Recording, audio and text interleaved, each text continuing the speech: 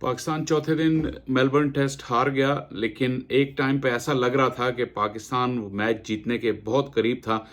कल तो खैर लग ही रहा था जब ऑस्ट्रेलिया के 4 आउट थे 16 पर, लेकिन फिर वहाँ से पार्टनरशिप लगी और ऐसा लगता था कि शायद ये स्कोर जो है वो पाकिस्तान की पहुँच से दूर हो गया।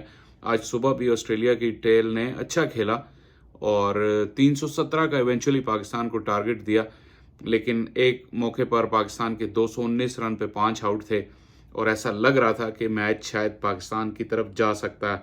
अच्छी फाइट की पाकिस्तान ने बैटिंग में और बॉलिंग में भी, आखिर तक आखिरी 4 विकेटें हालांकि जल्दी गिर गई, लेकिन ये कि ऑस्ट्रेलिया को आप क्रेडिट दें। पैट कमिंस क्या लाजवाब वो बॉलर हैं, कम कम उनका जिक्र होता है, लेकिन आज से 5, 7, 8, 10 साल बाद जब बात होगी तो शायद हम लोग अपने आप को खुश नसीब कहेंगे कि हमने पैट कमिंस को लाइव एक्शन में देखा है।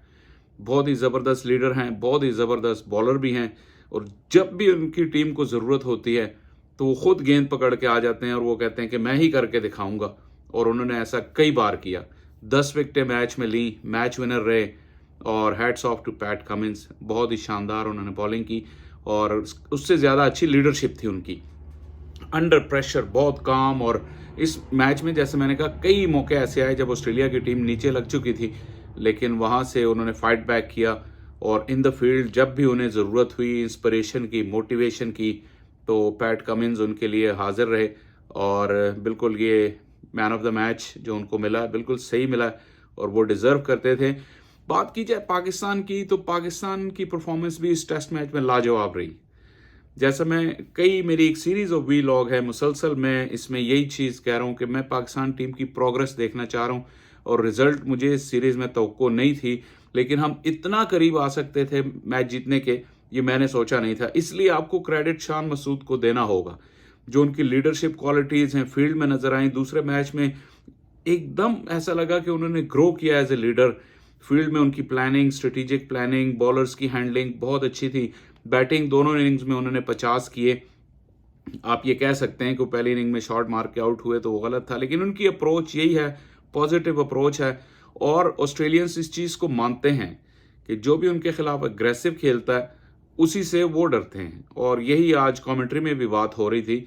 जो दुनिया के बड़े एक्सपर्ट्स हैं, हर्षा भोगले, माइकल वॉन और कैरी ओकीफ, वो ये कह रहे थे कि ऑस्ट्रेलिया को हराना है तो आपने उनकी आंख में आंख डालनी होगी, उनको जो है वो चैलेंज करना होगा।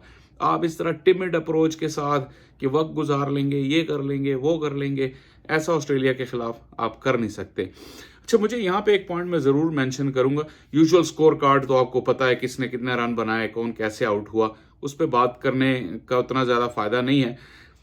लेकिन मैं ये देख रहा हूँ कि पाकिस्तान के जो कुछ फॉर्मर प्लेयर्स हैं, अब शान मसूद की कप्तानी है, सिर्फ दूसरा मैच है। किसी ने जी कमेंट कर दिया स्कूल बॉय कैप्टेंसी, किसी ने कमेंट कर दिया जी फुलिश स्ट्रोक मार के आउट हुए शान मसूद। सर, मैं उन सब फॉर्मर प्लेयर्स को बताना चाहता हूँ कि सर, हमें पता है कि आपने ऑस्ट्रेलिया में क्या किया है, हमसे ये बात ढकी छुपी नहीं है और इतना क्रिटिसाइज ना करें जो टीम खेल रही है, क्योंकि हमें पता है कि ऑस्ट्रेलिया वालों ने कैसे आपको बकरी बनाया था और कैसे जो है जिसको कहते हैं कि they put your tail between your legs और आपको एम्बैरेस किया था। तो जो टीम इस वक्त एक रीबिल्ड हो रही है, आप उसको सपोर्ट करें। ये full stroke, school boy error और स्कूल बॉय कैप्टेंसी, ये सर घर के कमरों में बैठ के बातें करना बहुत आसान है। और जो ऑस्ट्रेलिया की करंट टीम है ना, ये शायद उस टीम जैसी है जिसको आप खेला करते थे।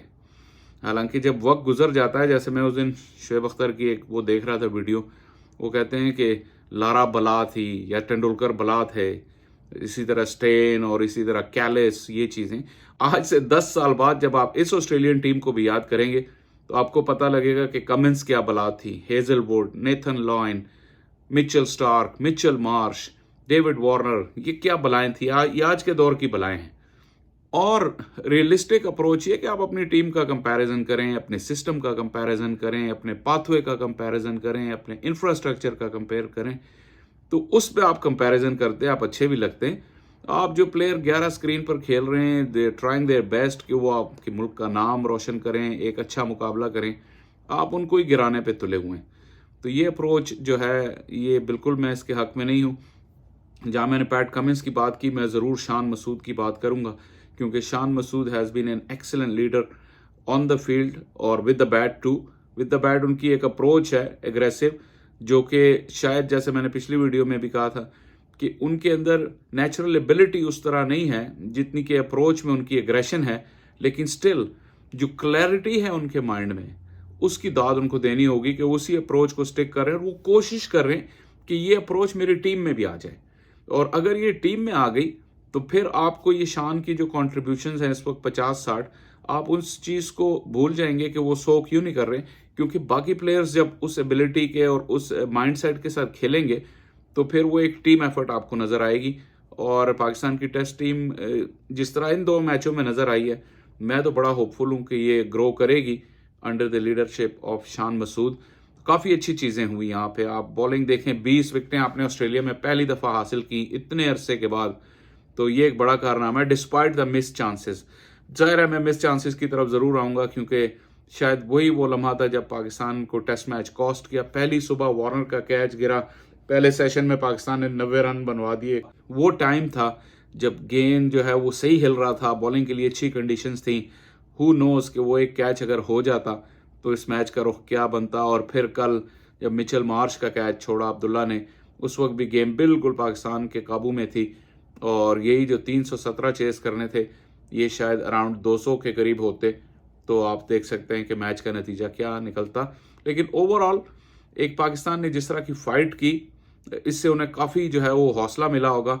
और प्लस जैसे मैं हमेशा कहता हूँ कि देयर इज़ ऑलवेज लर्निंग। आप लर्न करते हैं कि इस टेस्ट मैच में कौन से फेज पे आप ढीले पड़े, कहाँ पे आपने ऑस्ट्रेलिया को दोबारा ऊपर आने दिया। तो going forward the challenge is कि जो चीज़ें सही की हैं वो तो सही करनी ही करनी है, लेकिन जो चीज़ें सही नहीं की उसमें आपको इम्प्रूवमेंट लेके आनी है। एक दिन फालतू मिल गया प्लेयर्स को रेस्ट के लिए, 4 दिन का वक्फा और फिर सिडनी टेस्ट शुरू होगा। अभी तक ओवरऑल जो ऑस्ट्रेलिया की सीरीज़ है, पाकिस्तान टीम की प्रोग्रेशन अच्छी रही है, बॉक्सेस टिक हुए हैं। एक आधा क्वेश्चन मार्क आप सिलेक्शन पर आप कर सकते हैं कि गोइंग फॉरवर्ड इमाम की क्या पोजीशन होगी, क्योंकि उनकी ये सीरीज़ बहुत हल्की गई है।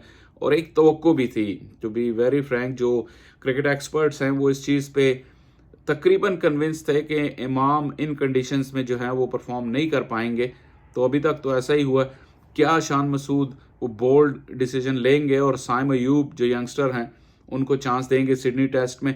ऑफ ऑल कंडीशंस सिडनी वो वाहिद जगह है शायद जहां अगर आप सब कॉन्टिनेंट के किसी प्लेयर को डेब्यू कराना चाहें तो आप करा सकते हैं, एडिलेड या सिडनी। अब एडिलेड में तो मैच है नहीं, लेकिन सिडनी भी एक ऐसी सरफेस है जहां पे आप चांस ले सकते हैं। लेकिन अगर आपने ये चेंज करनी है और साइम को लेकर आना है तो फिर आपको उनको कॉन्फिडेंस देना होगा कि ये पोजीशन अब आपकी है अगली कम से कम 2 सीरीज़ इस मैच के अलावा, ताकि आप कॉन्फिडेंस से खेलें और ग्रो करें उस रोल में एज एन ओपनर। और अगर यहाँ पे पाकिस्तान को एक एग्रेसिव ओपनर मिल गया अब्दुल्ला के साथ, तो जिस तरह शान 3 पे आ रहे हैं, 4 पे बाबर हैं और 5 पे सऊद हैं, तो पाकिस्तान की बैटिंग लाइनअप में जो एक मिसिंग लिंक है शुरू में एग्रेशन का, अगर तो साइम ने वो बॉक्स टिक किया तो आप देखेंगे कि पाकिस्तान की टेस्ट टीम के रिजल्ट जो हैं आने वाले दिनों में बहुत ही बेहतरी की तरफ चले जाएंगे। एग्रेसिव ओपनर्स का हिस्ट्री में बड़ा रोल रहा है। ज़्यादा दूर ना जाएं, आप ऑस्ट्रेलिया के ही देख लें, मैथ्यू हेडन या फिर इंडिया के वीरेंद्र सहवाग जो इस हमारी जनरेशन के करीब करीब थे, तो उन्होंने अपनी टीमों में क्या किरदार अदा किया। जब ओपनर ऊपर से तेज़ रन टेस्ट मैच में बनाते हैं तो प्रेशर वापस ऑपोजिशन पर डालते हैं, अपने बॉलर्स को ज़्यादा टाइम देते हैं 20 विकेट लेने का, तो ये एक की इंग्रेडिएंट हो सकता है। तो उम्मीदें हैं साइम अयूब से, अब देखते हैं कि उन्हें मौका मिलता है सिडनी में या नहीं। But for now Pakistan should hold their heads high. They were extremely good, they had just the missing link, थोड़ा सा मिसिंग लिंक था जिसको आगे उन्होंने इम्प्रूव करना है। और I think the test team is on the right path.